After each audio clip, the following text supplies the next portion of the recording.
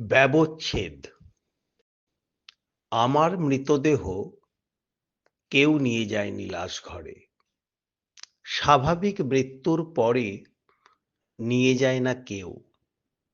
কিন্তু বিশ্বাস করো, আমার মৃত্যু স্বাভাবিক ছিল না। বিনা দ্বিধায় সই করে দিয়েছিলাম অঙ্গীকারপত্রে। অবহেলায় নস্যাৎ হলো আমার শেষ ইচ্ছে।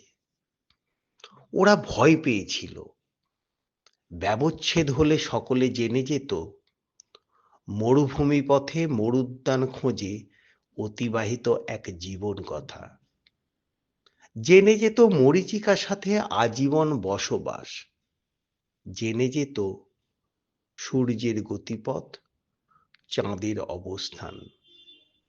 জেনে যেত পৃথিবীর অস্থিরতা, একই বিন্দুতে অনন্ত ঘূর্ণন, অবিরাম ক্ষয়, অপ্রতিরোধ্য গতি কোনোদিন ঝাঁপ দেবে চিতায়।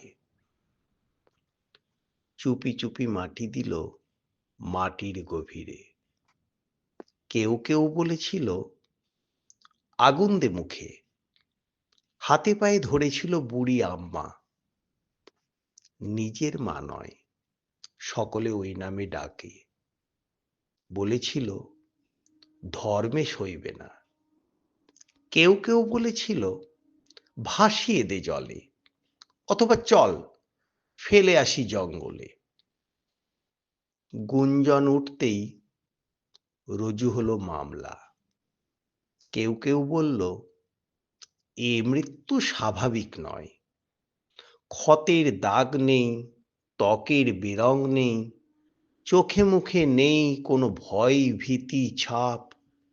অতএব উঠল দাবি, একবার হোক ব্যবচ্ছেদ। আশা ছিল আদালত দেবে সায়, আমায় উঠিয়ে দেবে কাঠগড়ায়। দুই কাঁধে ঝোলা ব্যাগে দলিল দস্তাবেজ, সবিনয়ে বলিব সকলই আছে লেখা। অনুমতি দিলে পাঠ করি সকল সম্মুখে। লেখা আছে সবিস্তারে কৃষ্ণের জন্মকাহিনী, মুহাম্মদের আয়াত, যীশুখ্রিস্টের মৃত্যু ও একটি কুকুরের আত্মকথা। বিস্তারিত শোনার পর প্রতিবাদে উঠল ঝড়। ঠিক তখনই বিজ্ঞাপনের ফেস্টুন ছিঁড়ে মুখ বাড়ালো মন্বন্তর। সেন্সেক্স নিম্নমুখী, শেয়ার টলমল, মন্দা বাজার। চারিদিকে গেল গেল রব। এসব কিছুই হলো না। মৃত্যুর পরে হলো না ব্যবচ্ছেদ, হলো না সত্য প্রকাশ। নিছক প্রেমের গল্প অথবা নেশায় মশগুল তারুণ্য। অতীতের ভিত নেই, বর্তমানের চলা নেই, ভবিষ্যতের স্বপ্ন নেই। উড়ো পাতা ফেরে না খাতায়।